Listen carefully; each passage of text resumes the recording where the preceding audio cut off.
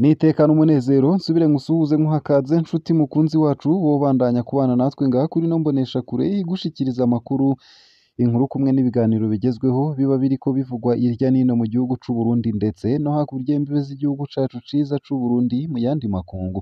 Ndaguhaye ikaze, ndaguhaye mwiriwe neza cange mwaramutse bivanye n'aho udukurikira uherereye. Wowe udukurikira uri mu gihugu c'u Burundi ntunyemerere nkuhe ikaze nanakwifuriza kubandanya uraruranirwa mu vyo uriko urarangura, ndetse yewe nawe udukurikira uri hakurya y'imbibe z'igihugu c'u Burundi ndaguhaye mwiriwe cange mwaramutse bivanye n'aho udukurikira uherereye. Utegerezwa gusa kumanuka munsi y'ino video hama ugafyona imbere y'ijambo Isange TV, haraba handitse ijambo s'abonner cange subscribe bivanye na YouTube ukoresha. Urafyondako hama uba uduhaye intererano yawe yo kuja turakuronsa amakuru, ibiganiro kumwe n'inkuru tubandanya gushikiriza bikagushikako mu ba mbere kandi ku gihe. Ano makuru rero harabafatiye ku ngingo nkuru nkuru zikurikira. Musitanteri wa komine Nyabihanga y'intara ya Mwaro yahagaritswe mu mabanga yiwe. Yahagaritswe n'umushikiranganji w'intwaro yo hagati mu gihugu, iterambere rusange n'umutekano. Uwo musitanteri haraciye iminsi hasabiwe guhagarikwa n'inama ya komine Nyabihanga. Abandi bari bemejwe guhagarikwa ni umunyabigega wa komine hamwe n'umuhanuzi ajejwe inyubako kuko impamyabushobozi bafise zidahuye n'ivyo bariko barakora. Amakuru ava i Nyabihanga akaba avuga ko abo bakirindiriye ababasubirira. Iyo nkuru ku buryo buramvuye ni mukanyi ntuje kure, utegerezwa gusa kubandanya kumwe natwe. Nayo kandi inama nkenguzamateka ibona ko ingendo ijanye n'ivy'amoko yokomezwa mw'ibwirizwa shingiro. Iyo ngendo yisungwa mu bahabwa amabanga muri leta, mu nama nshingamateka, mu nama nkenguzamateka no mu rwego rw'ubutungane. Ivyo biri mu cegeranyo c'umugwi udasanzwe washinzwe ngo ufashe inama nkenguzamateka igikorwa co kurimbura ibimaze kurangurwa kugira ngo hakurwe canke hakomezwe mw'ibwirizwa shingiro hiyo ngendo. Ico cegeranyo cashikirijwe kuri uwu wa gatatu i Gitega, cemejwe n'inama nkenguzamateka. Kubw'uwo murwi abashaka ko bivanwaho basigura ko bituma haba abantu batabishoboye bashirwa mu nzego. Ku bwabo Uburundi ntibushobora gutera imbere mu gihe umuntu ahawe akazi harabwe ubwoko, ngo niharabwe ubuhinga, ubumenyi na cane cane umutima wo gukunda igihugu, ngo koba hari ukubakira ku nyigisho z'amacakubiri zazanywe n'abazungu. Abashigikira ko bigumaho basigura ko vyatumye abarundi batera intambwe mu kunywana, babona ko abateshejwe izabo bobanza gusubizwa mu vyabo, ivy'amoko bikazokwifuta mu gihe mu Burundi hazoba harangwa intwaro ibereye kuri bose. Bongera ko n'umurwi wo kunywanisha abarundi utaraheza igikorwa cawo, ndetse ko n'ico umurwi wari ujejwe ibibazo vy'amatongo n'ayandi matungo kitararangira. Ino nkuru nayo ku buryo buramvuye ni mukanyi ntuje kure. Ubutumwa bw'umusirikare w'u Burundi aherutse kurokoka mu gitero ca M23 muri Kongo. Nijoro twarabajije ku ifoto yariko irahanahanwa ku mbuga z'abakongomani, twabajije ko ari ifoto y'abasirikare b'u Burundi koko. Kuri iyo foto haboneka abasirikare bambaye imyambaro ya Repubulika Iharanira Demokarasi ya Kongo, ariko imbere yabo haboneka abasirikare bakeya bambaye umwambaro w'igisirikare c'u Burundi. Umwe mu basirikare baherutse kurokoka yaraye atwandikiye aremeza ko we nyene ubwiwe yarimwo muri abo basirikare baboneka kuri iyo foto. Yanditse agira ati: "Aba ni abasirikare b'u Burundi. Uwo yambaye umwambaro w'u Burundi ni General de Brigade Elia Ndizigiye batazira Muzinga, yaje adufata nabi atwagiriza kwanka akazi. Umwe muri twebwe yavuganye na Prime Niyongabo, shefu FDNB, atwemerera kudutahana, ariko inyuma yaho gatoya Colonel Kavamahanga atwara Tafoke yategetse ko abasirikare bose bamusanga aho bita Minova. Bamwe barabikunze barurira imiduga, ariko hariho abasoda 150 baturiye. General Muzinga yaciye abandika abarihira n'ubwato ikibiriraho. Ubu bariko berekeza Bukavu. Kavamahanga yabagirije ico co kwanka akazi, yagombye no kubaka inkoho nkuru barazimwima, ariko baruhiye kugenda bazisize. Inyinyurana ry'abo bantu ku cerekeye gukurwa muri Kongo riraduteye amakenga. Dushobora gupfa rubi mu gihe n'uwafashwe yazimiye yamburwa utwiwe n'abasirikare ba Kongo hagakubitwa, twikeka ko hari n'aboba bicwa. Perezida wacu nave mu gacerere adukure aha hantu kuko ubu abasirikare bose bacitse nk'abasazi. Amaraso yacu hashike imbere y'Imana hama imenagure imitima y'abatwara igihugu bareke kutugurisha. Jenerali Muzinga yaradutonetse mu kutubwira ko tutari abasirikare, narabe akubite akenge imuhana kwa Bunyoni.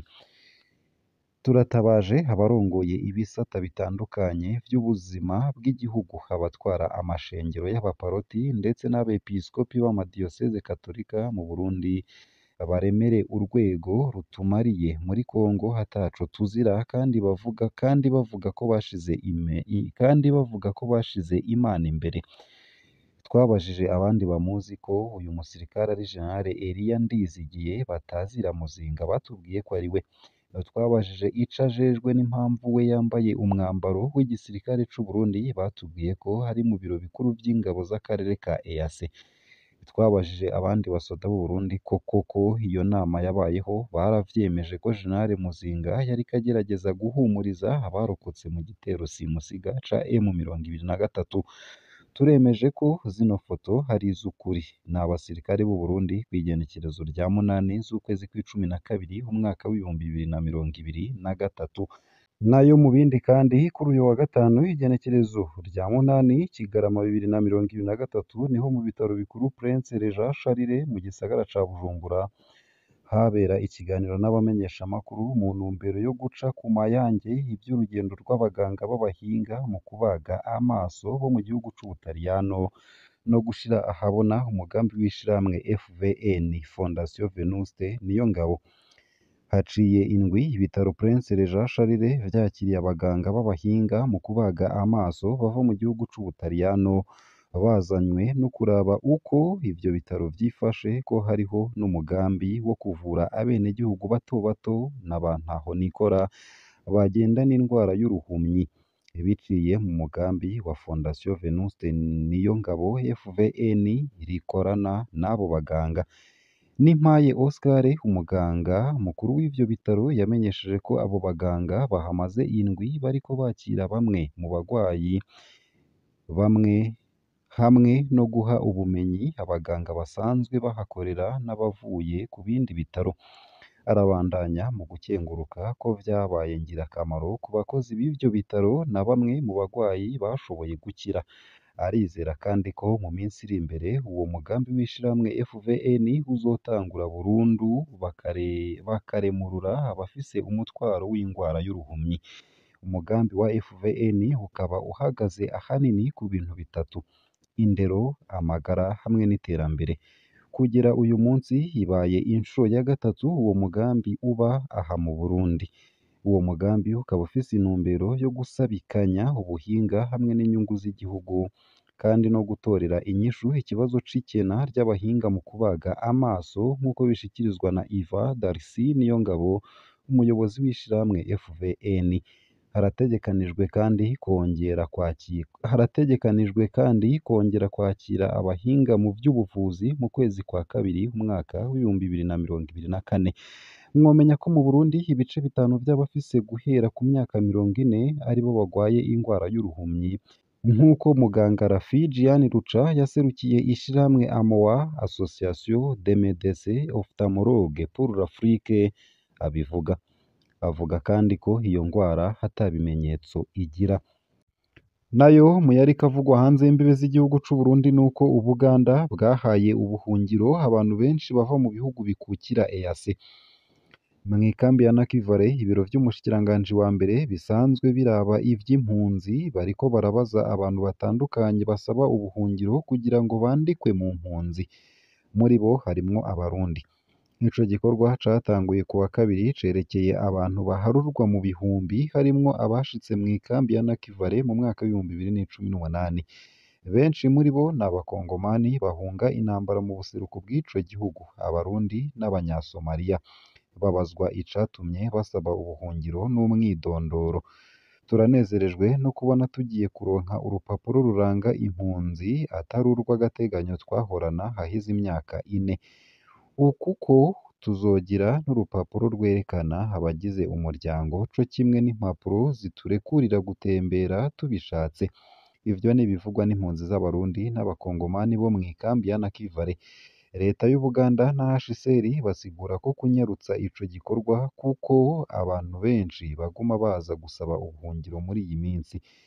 Ico gikorwa kizoba kandi mu yandi makambi y'impunzi mu bisagara no ku mugwa mukuru wa Kampala. Nk'uko tubikesha amakuru twakuye mu Buganda, uretse abava muri Sudani y'Epfo bashoka baronka ubuhungiro umunsi bashikiyeko kuko ico gihugu HCR n'Ubuganda bagifata nk'ikiri mu ndyane.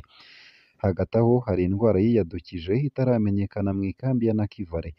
Impunzi zifise ubwoba ko yoba iterwa n'urwo ruja n'uruza n'ubwo bwinshi bw'abantu basaba ubuhungiro. Ni inkorora irimwo ibicurane biteba ku muntu. Womengo ni akamangu mugabo siko, bikemezwa n'impunzi. Abandi barwayi bafise ibimenyetso vya malariya mugabo bapimwe ntibayitore. Nguko uko twavyumvise. Kugira ngo habe ugukinga harabaye isekeza ryo gucandaga abantu bose ku nyongo yitwa iy'umuhondo mw'ikambi ya Nakivale. Biraba abantu bafise kuva ku mezi 9 gushika ku myaka 60. Abasaza n'abonsa nibo bitaraba nk'uko bivugwa n'izo mpunzi. Nakivale womenya ko irimwo impunzi zirenga ibihumbi 130, muri zo Abarundi bakaba barenga ibihumbi 33.